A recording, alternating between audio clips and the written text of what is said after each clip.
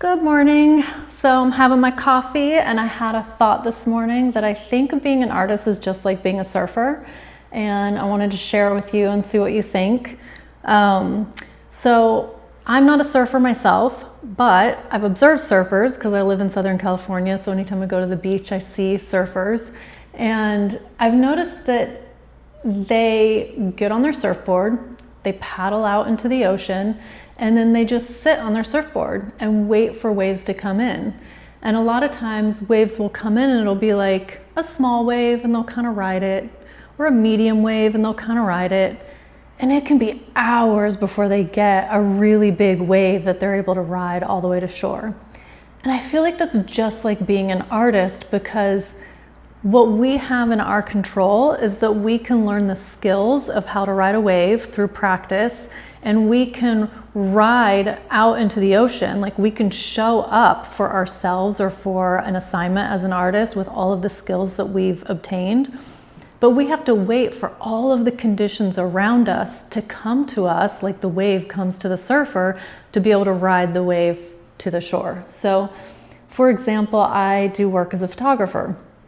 So I know the skills of lighting, I know the skills of working with a camera, and if I get a photo assignment, I can show up to the photo assignment with all of these skills, and a good portrait is going to be determined by outside conditions, just like the waves for a surfer. So if I'm doing portraits, a really great portrait that's going to be like a big wave for a surfer would be if the wardrobe team has great wardrobe that matches the backdrop that I've chosen, if the makeup artist is in sync with the wardrobe team, and so like the makeup looks great with the wardrobe, if the publicist, everything's running smoothly for them, so they're in a good mood. If things aren't running smoothly and I start being like, oh, I have this idea, they might be more apt to be like, I'm not into that idea, because they've just had 20 things go wrong in their day. So for me, it's just like being a surfer in that I have all of my skills, I show up to the session, and I really have to just wait and see what kind of wave is gonna come in. And also, like the surfer, I feel like, sometimes you get small waves, sometimes you get medium waves, and once in a while, you get that really big wave that comes in that you can ride to shore. But those are fewer and further in between. Just like with the ocean, it's like you're gonna get more of the small and medium waves, and those are the waves that you ride them because they make your skills better so that you can actually ride that big wave all the way to shore.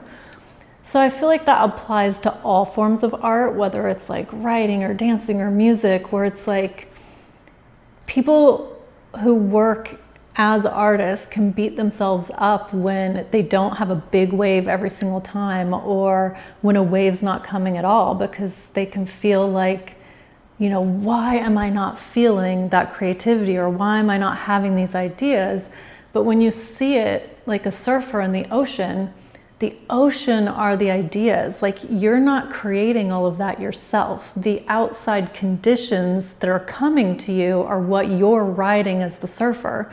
And so it's your job as an artist to show up with all of your skills and then wait patiently and be ready to ride the wave when it comes, and then you can ride it to shore because you've been waiting patiently and practicing on the smaller waves. So that's my thought about how being an artist is just like being a surfer. And I had this thought while having my morning coffee. So I have random thoughts every time I have my morning coffee. So if you liked this, let me know and I'll do more of them. And yeah, I hope to see you on the next video. Bye.